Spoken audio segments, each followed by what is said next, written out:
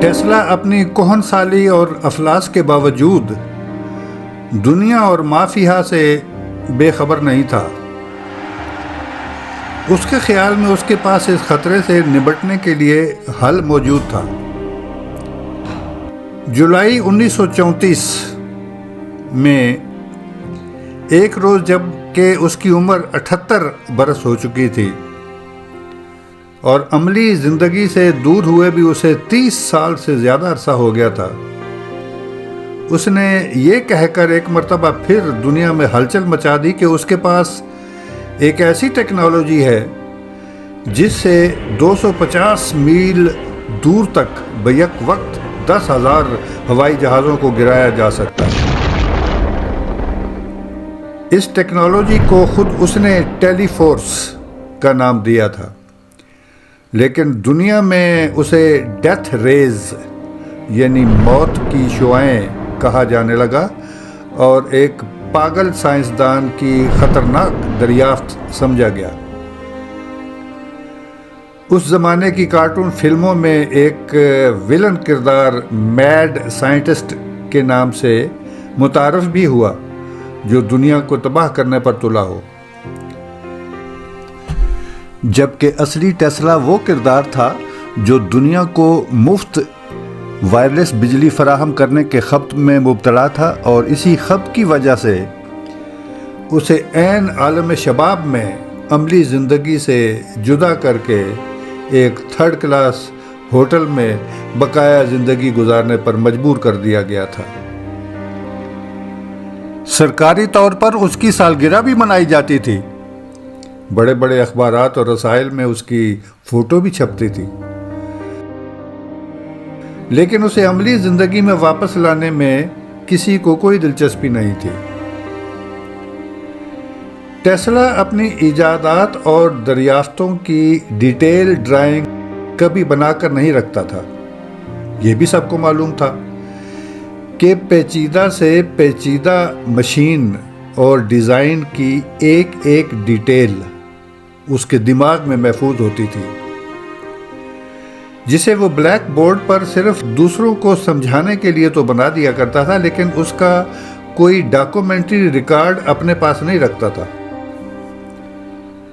البتہ تنہائی کی بوریت دور کرنے کے لیے اپنی زندگی کے واقعات، ایجادات اور دریافتوں کی کہانیاں کچھ فارمولوں اور سکیچز کے ساتھ لکھتا رہتا تھا۔ کبھی کبھی شاعری بھی کرتا تھا۔ اس کی بعض نظموں میں ایڈیسن کی ہجو بھی ہوتی، لیکن زیادہ تر نظموں میں مناظر قدرت کا بیان ہوتا۔ کچھ لوگ اس کی ڈائری اور کاغذات وغیرہ کی ٹو میں بھی لگے رہتے تھے۔ ایک جگہ اپنی ڈائری میں وہ لکھتا ہے کہ جب وہ اپنے کمرے میں واپس آیا تو اس نے دیکھا کہ سارا کمرہ کسی نے الٹ پھلٹ کر رکھ دیا ہے، جیسے کوئی کسی خاص چیز کی تلاش میں ہو۔ آگے چل کر اس نے لکھا کہ انہیں میرے کمرے سے کیا ملتا، میں نے تو اپنی ہر ایجاد اور دریافت کی تمام تفصیلات اپنے دماغ میں محفوظ کر رکھی ہیں۔ لیکن جیسا کہ اس کی موت کے کئی سال بعد انکشاف ہوا، امریکی ملٹری انٹیلیجنس اور FBI والے بھی اس کے کمرے میں موجود ایک ایک کاغذ کی مائکرو فلم بنا چکے تھے، اور روسی خفیہ ایجنسیاں بھی اس کے کاغذات اور ڈائریوں کی ٹوہ میں تھیں۔ اس مقصد کے لیے انہوں نے سربیا میں اس کے بھتیجے کو ورگلا رکھا تھا، جو ایک بڑا ڈپلومیٹ تھا اور اپنے ملک کے سفارت خانے سے وابستہ تھا۔ ٹیسلا کی اپنی کوئی اولاد نہیں تھی، اس نے تو ساری زندگی شادی ہی نہیں کی تھی۔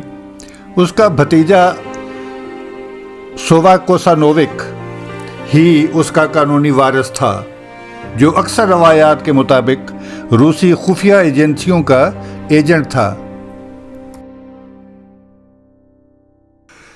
جن دنوں ٹیسلا نے اپنی نئی ایجاد ٹیلی فورس کا شوشہ چھوڑا تھا، وہ اکثر ہوٹل کے قریب ایک پبلک پارک میں کبوتروں کو دانہ ڈالتا اور ان سے باتیں کرتا دکھائی دیا کرتا تھا۔ ان کبوتروں کے سوا اس کا کوئی دوست نہیں تھا، لیکن ایک کبوتری سے اس کا خاص لگاؤ تھا، جس کے بارے میں وہ اپنی ڈائری میں ایک جگہ لکھتا ہے کہ کبوتری اور وہ ایک دوسرے سے اس طرح پیار کرتے ہیں جیسے ایک مرد اور عورت آپس میں کرتے ہوں۔ ٹیسلا نے اپنی ٹیلی فورس کا اعلان تو کر رکھا تھا، لیکن عملی طور پر نہ اس کا تجربہ کیا تھا اور نہ ہی اس کی کوئی ڈیٹیل ڈاکومنٹ کی ہوئی تھی۔ تجربہ کیا کرتا، اس کے پاس تو کوئی چھوٹی موٹی لیبارٹری بھی نہیں تھی۔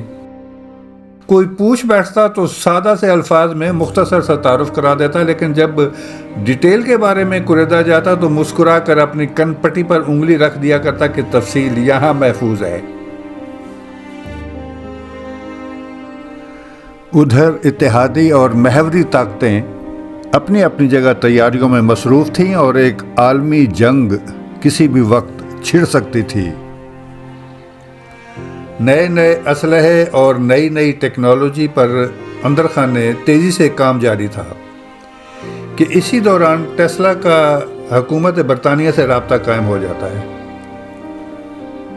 برطانیہ اس کی ٹیلی فورس میں دلچسپی لیتا ہے۔